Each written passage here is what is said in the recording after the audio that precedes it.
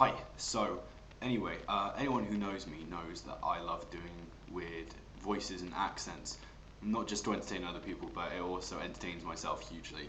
And that's weird, but it's part of who I am.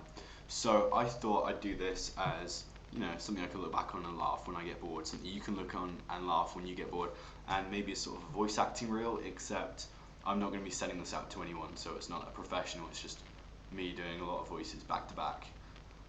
Could be good. Anyway, so better start in America, and of course we know that there is no one American accent. There's dozens, but if you start on the East Coast, first of all, there's the surfer dude accent, which is sort of really laid back, and you just let your mouth go completely crazy because you're not focusing on that. You're not focusing on a lot actually. It's just like, hey Todd, have you checked out the swells down at Baja? And he's like, no, I was too busy getting frozen yogurt, dude.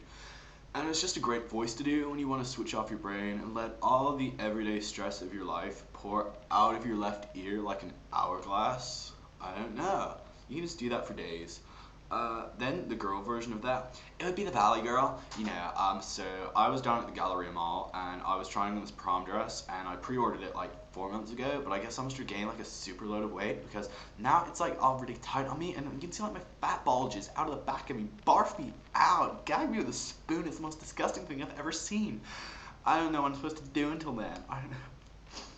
It'll all be fine when I open up my hair braiding salon and I'm super rich and famous and everybody loves me. And then I stumbled on something really weird. If I take that Valley Girl voice and tone it up really high, you get this really crazy voice. It's like, I don't know. So the other day, I came home from grocery shopping and I saw my husband Gregory in bed with a porpoise. I mean, what do you say to that? I mean, that's not normal. Normal men do not share a bed with a porpoise. So then I asked him, what are you doing? And he was like, but that was the porpoise, not Gregory. I mean, Gregory talks just fine. Yeah. So that's the Californian middle-aged woman on too much mescaline? I don't know. Now you can go to the Midwest, and I spent some time there, so sort of figured out the accent bit. And it's like sort of normal American accent, but with a southern twang. But you can turn it up as far as you want, all the way from nothing to complete 60s movie stereotype. Because I met this guy and he's like, well, it's great to meet you. Where are you from? And I'm like, I'm from England. He's like, shoot, you don't have an accent, no? I'm like, actually, I really do have an accent. And you can sort of toy about it with make it as loud as you want, It can be as southern as you like. It can be as normal as you like. You can pick anywhere in between. Like the other day, over the summer, I was working down at this farm, like stacking up bales of hay, for $4 an hour, and eventually I saved up enough money to go take my girlfriend down to this motel, and we boned all night up against the ice machine, up against the button. By the time we were done, we were up to our knees in ice. It was amazing. Then you can move to sort of the East Coast, and you get sort of like the New York area. You got sort of like the New York dude, and he's like, I'm walking down the street, I'm taking my kid, I got my kid Henry, and I got my kid Harriet, and I'm walking down, and I see this open manhole cover. It's a danger to my life. I mean, what do I do? If I fall down there, I can't get work, I can't feed my kids. What's supposed to happen? If my kids fall in there, who's gonna be there at that piano recital? I don't know. It's not my job to pick it up, is it? It's not my job to cover it up with fruit or a fat guy or some wood. It's the state should be paying to cover up these manhole covers. And I mean, why isn't it being done? It's dangerous. And then you can go over to Long Island and you get my favorite accent of all, the Jewish lady voice.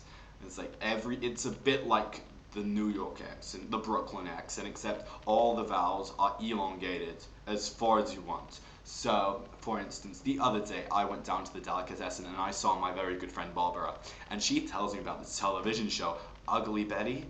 I'd never heard of such a thing, so she tells me, watch it, it's like butter. I go home, TiVo all 400 episodes of it, sit there with, I got a can of raviolis and a bucket of popcorn. I sit there for 4 days straight, watch it start to finish. Greatest thing I ever saw. I owe her so much. I love the Ugly Betty show. Then you can hop across the pond to England, and well, I'm speaking English already, so I guess this counts. But you can, class it up a bit, and you can sort of do I'm the sort of guy who owns land and has a double-barreled name. I owned my first gun when I was 2 years old. I kept a yacht at Alderney. Unfortunately, my mother, she was a frightful shrew, so she never let me leave my room except to go to the toilet or to go to a county fair cheese judging. Or you can go down to the southwest, which I've recorded extensively in my videos. So, the all right, my lover, you there in the back of the pub, come here, sit next to me. Have some cider, have some apples, have a nice pasty. Don't come too close, obviously, because you are underage and I will go to prison. So, but just close enough so you can smell my cabbagey aftershave. Yeah, Bob's your uncle. You can cross the English Channel, go south to France, and in France they do not care, which is why I lower my eyelids, I lower the eyelids, and it makes all the English words completely ununderstandable. And you pretend this is my pretend cigar, my cigarette, because they smoke incessantly, they smoke tous les mots in France, and you just have a general contempt for life and humankind. Then you can go across to Germany, and I found there's two kinds of German accents. There's the first one, which is sort of very warm. Hans, his name's Hans, and he works in a chocolate factory. I'm the proprietor of this chocolate factory. Have some chocolate. You look very thin, and Christmas is coming, so you shouldn't be too skinny because it's going to be so cold. You're going to be shivering. So you should thicken yourself up with my gingerbread and marzipan house. And then there's the scary German voice, like Arnold Schwarzenegger, which is, it's just, you can only speak in imperatives. Give me your keys, give me your car, I want to drive your car, give me your wife, I want to marry him, I don't like my wife, I want yours, give me your postal code, I don't like mine, I want your postal code now, give it to me, have your mail redirected elsewhere, and I will get my mail sent to your house, you understand? Which is crazy, this is weirdness, but I like it. Then sort of leads onto the creepy voice, which sort of Gollum or something. It's like, hello child, I dropped my pencil. And it's very important you do that after everything. It makes it really sound a lot creepier. Like, pardon me, madam, could you direct me to the nearest taxi rank? Just very creepy. And for some reason that leads me on to Russian, because Russian is a bit creepy. You just gotta have, it's a lot slower, and the grammatic, it's not so good. My education, my school is a shack with wheels.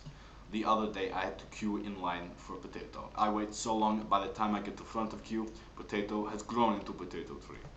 You may tell me, hey, you go. The potato grows underground, not in tree. I say, you live close enough to Chernobyl, you will see potato grow on tree.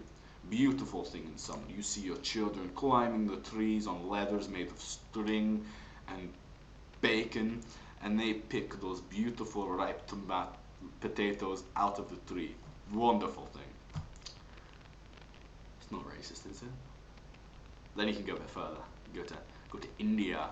India, the land of exotic spices, and where the Beatles went in the 60s, which made them go all cuckoo caca and write songs about submarines and octopus gardens. Yes. The other day I was playing poker with my friend Sanjay, and Sanjay, he lost to me in a very, very shabby way, and so now he owes me a Volkswagen bus and a tuppence. I have no idea what a tuppence is, but I want it fairly and squarely, and I want it by Tuesday. Is that such a problem? Then the sort of home-style runner voices, which aren't really from anywhere. It's just home-style. Oh, I'm saving the best for last. And I was raised by a cup of coffee. He doesn't make any sense, but it's home-style. He's not meant to make sense. And then from time to time, Joel trying to work my strong bad bitches. Today I will be checking my emails. I will be checking emails based on the gender system. Women's, I will check your emails. Non-women's, I will not check your email. It doesn't really sound like strong bad. It's like a sort of pass it off as an accent I created, Mexican thing. Anyway, why am I telling all this? Well, if your job's boring, if classes are getting boring, then just throw in a weird accent every now and again, and you will find your life improves that much. Anyway, have fun with them, and God bless.